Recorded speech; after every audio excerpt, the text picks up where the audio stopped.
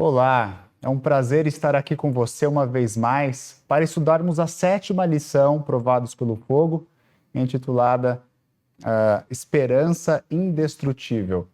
Eu sou o pastor Elmer Guzman, professor de teologia aqui no SALT FAP. E eu sou Anne Guzman, professora de ensino religioso também da FAP. Nós somos uma família, somos um casal, e para nós é um privilégio podermos estar estudando com você, nesse momento, a lição da Escola Sabatina. Mas antes do nosso estudo, vamos buscar o Senhor em oração. Anne, por favor. Com certeza. Oremos. Santo eterno Deus que habita nos altos céus, agradecemos, Senhor, pela oportunidade que temos de estudar aqui a sua palavra. Senhor Deus, esteja conosco agora no estudo dessa lição e que nós possamos aprender que o Senhor é a nossa esperança. Fique conosco, em nome e por amor de Cristo Jesus. Amém.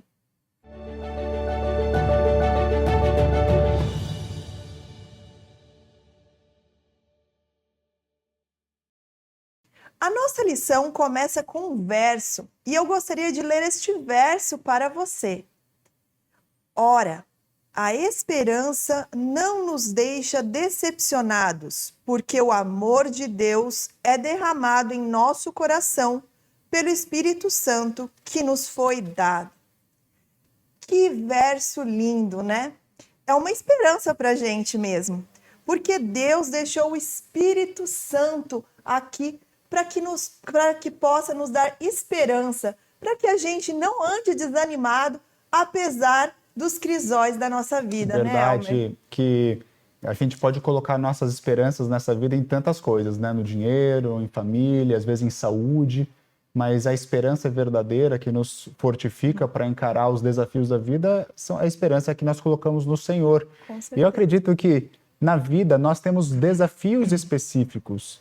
E é interessante notar o que em Romanos capítulo 5, ali um pouquinho antes, no verso 3, vai dizer, que vai mostrar como se fosse uma receita de bolo de como a gente pode interpretar as nossas tribulações, porque a palavra de Deus diz ali, a partir do verso 3, que a tribulação produz perseverança, e a perseverança, experiência, e a experiência, esperança.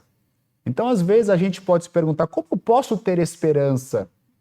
E às vezes a gente não entende que para que a gente possa crescer nessa escola de Cristo, na escola da vida cristã, é necessário que nós interpretemos as tribulações da vida de uma forma que nos traga perseverança. Essa perseverança é resiliência de avançar a despeito das circunstâncias, dos desafios. E com essa perseverança nós vamos obtendo experiências cristãs, experiências na família, experiências no noso dia a dia. E evidentemente essas experiências elas podem produzir esperança se nós confiarmos no Senhor. Agora, é bem verdade que por vezes, em meio à tribulação, nós buscamos ao Senhor e oramos. Eu quero convidar você nesse momento a ler Abacuque, capítulo 1, verso 2. Anne, você pode ler para nós, por gentileza? Claro Abacuque, que eu capítulo posso. 1, verso 2. Esse texto interessante que vai falar sobre a experiência, por muitas vezes, de a gente estar passando por uma tribulação e não ser ouvido por Deus, É aparentemente. verdade. Então, Abacuque 1, 2 diz o seguinte: Até quando, Senhor, clamarei eu, e tu não me escutarás? Bom, Elmer, eu acho muito interessante o início deste verso, porque ele diz assim, até quando, Senhor? Ou seja, Abacuque ele já estava clamando ao Senhor, perguntando, né, fazendo perguntas, querendo, Senhor, me ajude, me responda. E o Senhor, aparentemente, né, não respondia. Mas nós podemos ver, se nós lermos mais o texto, né, de Abacuque, a gente pode ver que logo mais Deus, então, ele fala para Abacuque tudo o que estaria por vir. Não eram coisas boas, né? Mas ele diz para Abacuque o que Jerusalém estaria, o que estaria acontecendo com o povo, né? E então esse cenário mais amplo que o Senhor mostra para Abacuque fornece para ele esperança.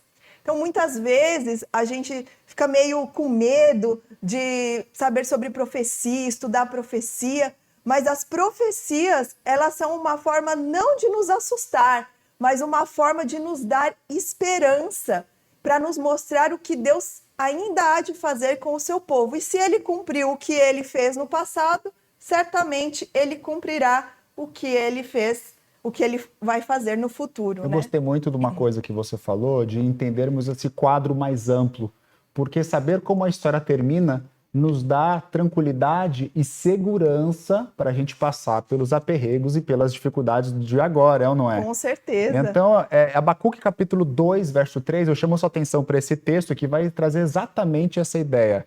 Porque a visão ainda está para cumprir-se no tempo determinado, mas se apressa para o fim e não falhará. Se tardar, espera-o, porque certamente virá, não tardará. Sabe, esse texto é um texto interessante porque mostra que, a despeito das medidas disciplinares de Deus, através do exílio, da correção que o Senhor traria sobre o seu povo, e veio a promessa de que a promessa se cumpriria. Teria um tempo determinado. E olha, se tardar, espera-o. Eu acredito que nessa vida a gente não gosta de esperar. Ninguém gosta, né? Esperar alguém atrasado. Quando você vai no médico, tem que ficar esperando ali na salinha. Você fica, será que eu sou o próximo? Será que eu sou o próximo? Numa fila de banco, ninguém gosta de esperar. Mas no texto ele diz que a gente tem que esperar no Senhor, né? O tempo de Deus é diferente do nosso tempo. E a gente tem que aprender isso, né? Que às vezes Deus fala, não é agora, espera. E eu vou te mostrar o caminho correto, eu vou te mostrar por que eu estou fazendo você passar por isso. Eu vou te mostrar qual é o sentido que isso vai ter, e só mais à frente que a gente descobre, né? E a profecia bíblica vai trazer justamente esse detalhe. A promessa pode tardar, mas não falhará. Precisamos perseverar. O Senhor iria restaurar a sorte de Israel, o retorno do exílio. E também, em Hebreus, depois nós vamos ver que o Senhor certamente virá e não tardará.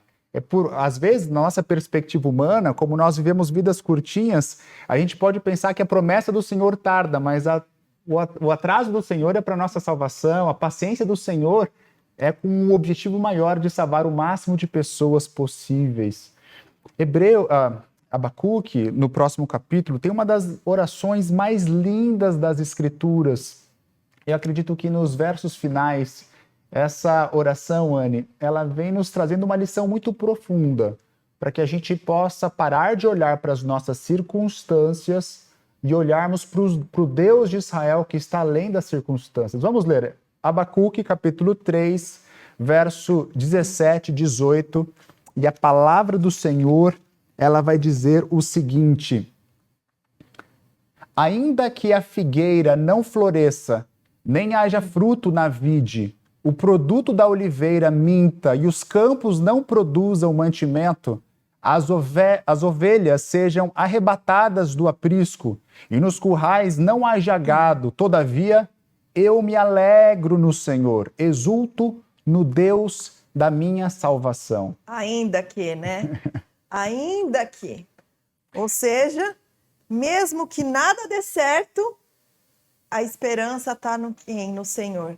É interessante porque o Abacuque, ele pode ver assim, você olha para fora e não vê a coisa acontecendo, aquilo que você esperaria. Você olha com seus olhos, né? E você não consegue verificar a coisa dando certo. É isso mesmo. Mas mesmo a despeito da circunstância, confia no Senhor, se alegra no Senhor. Que lição, que história é essa, hein? Muito linda. É uma história de fé.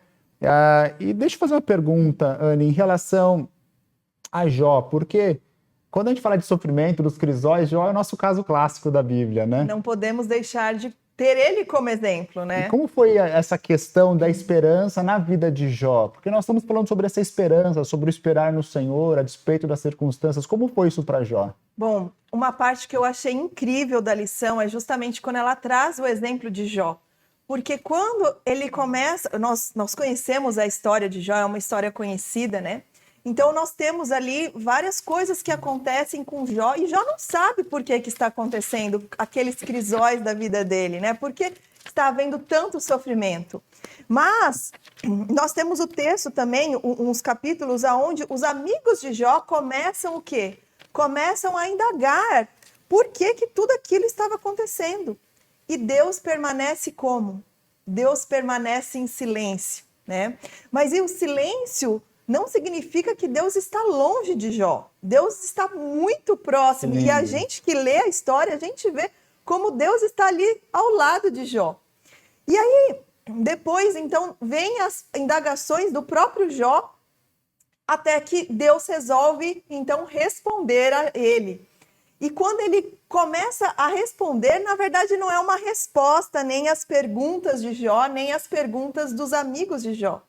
Mas é justamente Deus falando da grandeza dele, né? Deus falando quem ele é. Ele mostra quem ele é e não o que ele está fazendo. Ele mostra quem ele é.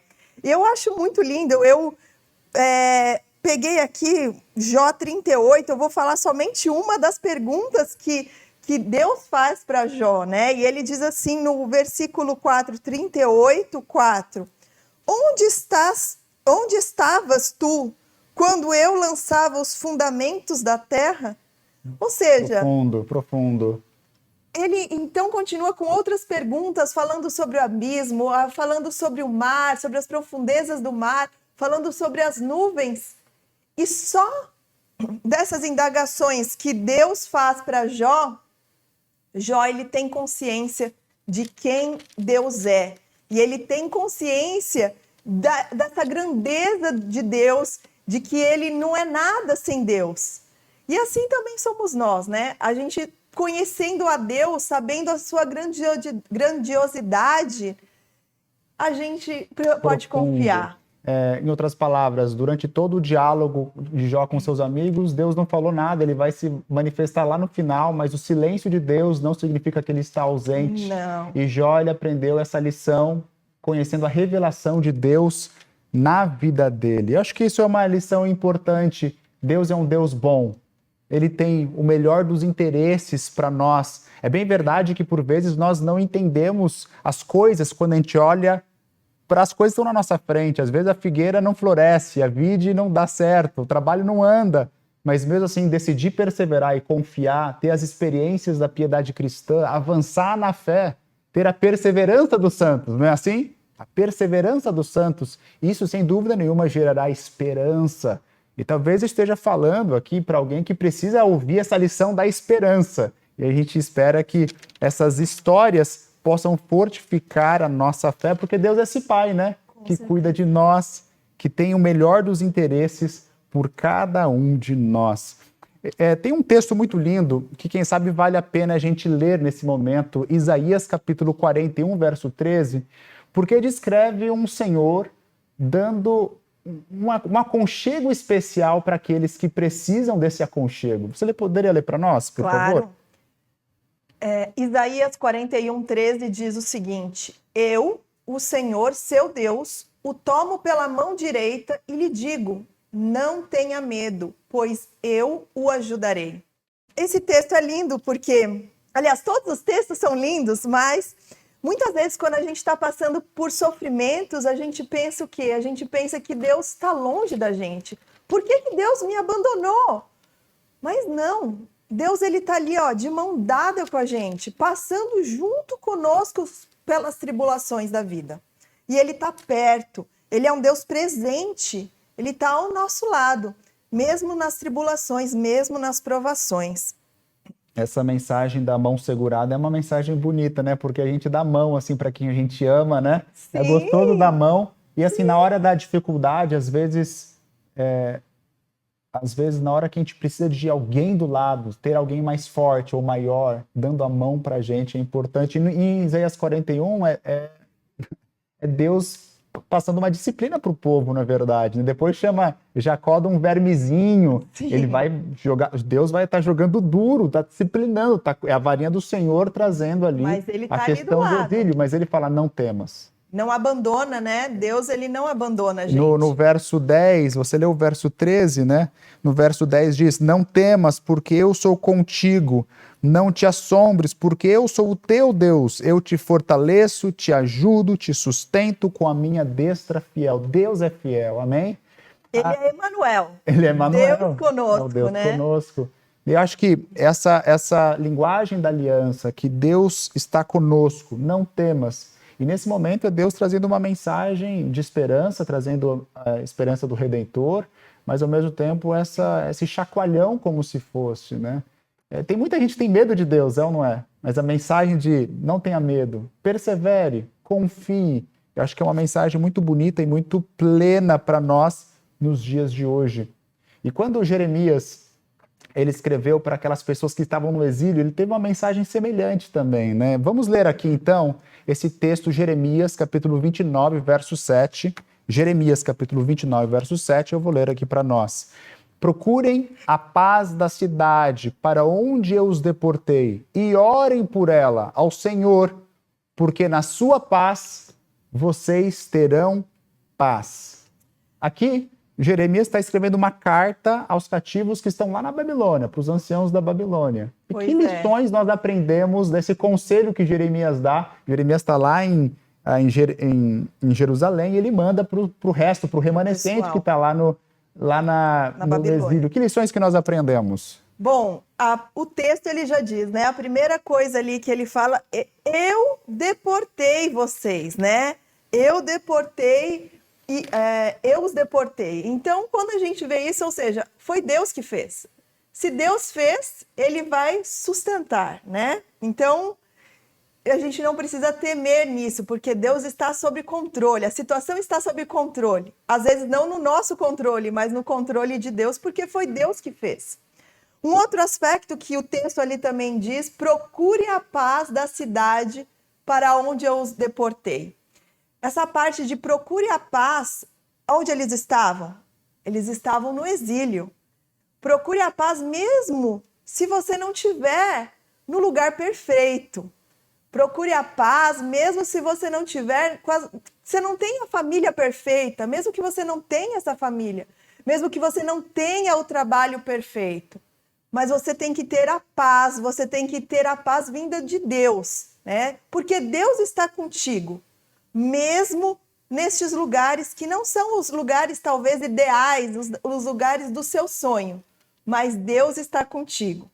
E também um último aspecto que eu gostaria de ressaltar aqui é que o texto continua e o texto mostra para Jeremias o tempo que o exílio terminaria. Ou seja, ele volta a mostrar, assim como em Abacuque, ele mostra o cenário de uma maneira ampla.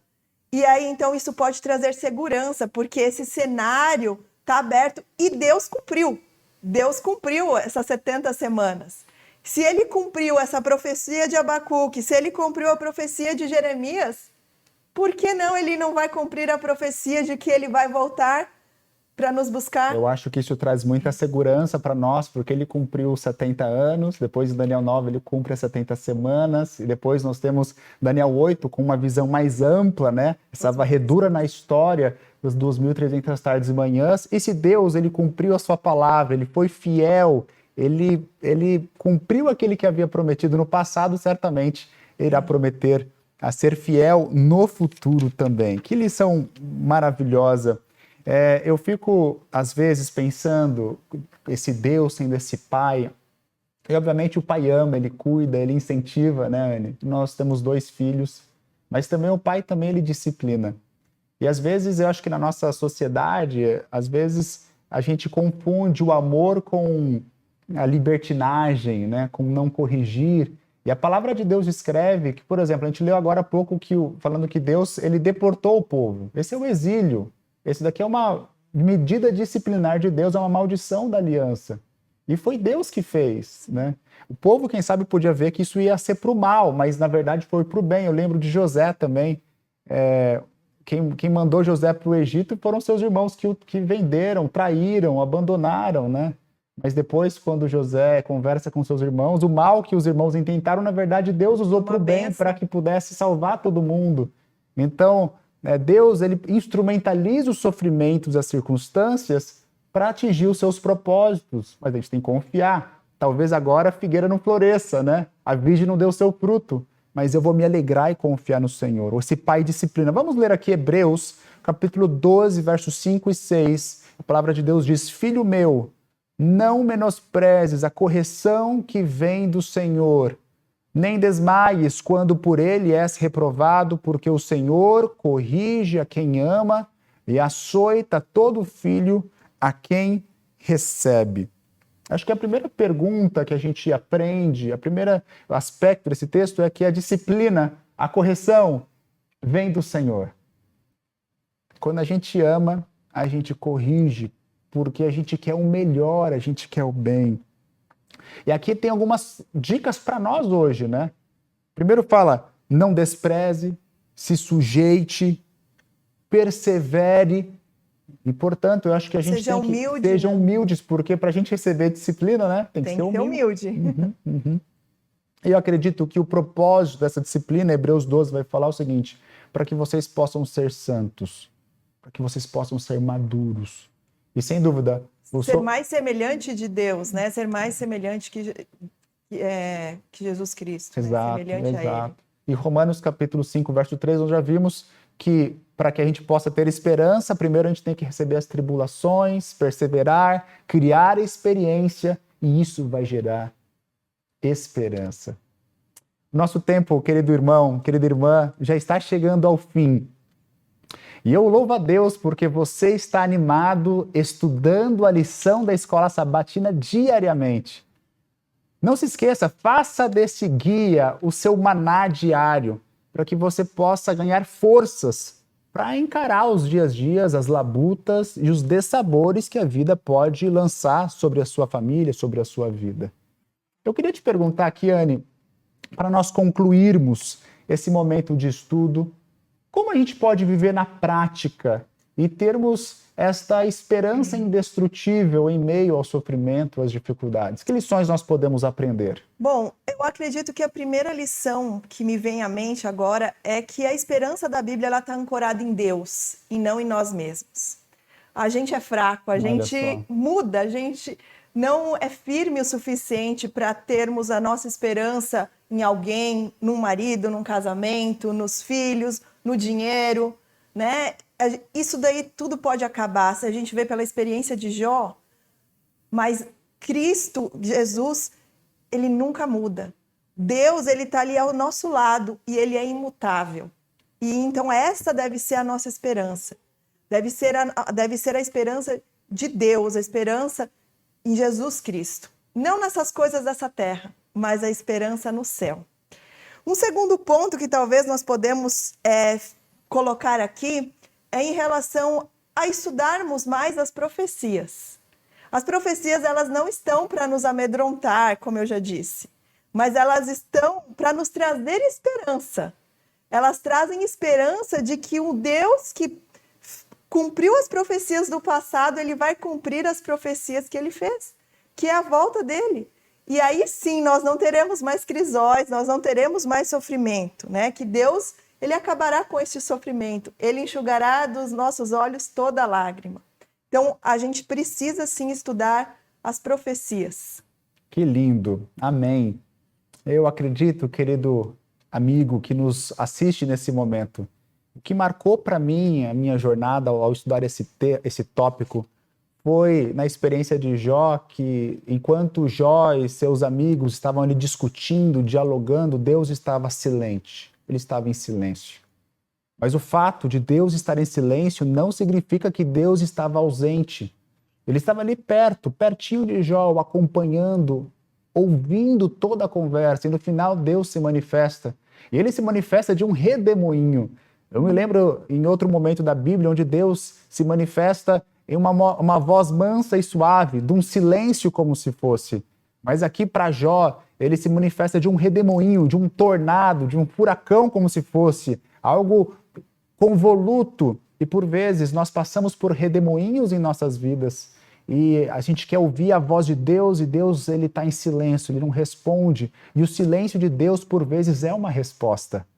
Precisamos ter maturidade espiritual para entendermos o silêncio de Deus, os desertos que a vida coloca em nosso trajeto. E correlacionado a esse silêncio de Deus e a resposta de Deus e essa esperança indestrutível, é nós perseverarmos, ainda que, lembra? Abacuque capítulo 3, verso 16, ainda que a figueira não floresça, ainda que a vide não dê o seu fruto, ainda que se levem todas as nossas possessões, eu me alegrarei no Senhor. Que você possa perseverar e com a graça de Deus possa desenvolver essa esperança que é indestrutível, porque essa esperança que é indestrutível, ela é baseada em Deus, ela é um presente de Deus que Deus nos oferece nesse momento. Você aceita? Amém. Vamos orar agradecendo ao Senhor por esse estudo e pedindo ao Senhor a sua bênção. Querido Deus que estás nos céus, nós queremos te agradecer, Senhor, porque essa esperança é uma esperança que é indestrutível, porque ela é baseada no Senhor. Nos ajude, ó Pai, a perseverarmos em nossa vida cristã e quando estivermos ouvindo o silêncio do Senhor ou quando estivermos passando pelos crisóis e sofrimentos dessa vida, que os nossos olhos possam superar as circunstâncias e fitarem no nosso Senhor e Salvador Jesus Cristo. Abençoe agora a cada pessoa que nos ouve e nos assiste e que a tua paz e a tua bênção nos alcance. Oramos em nome de Jesus. Amém.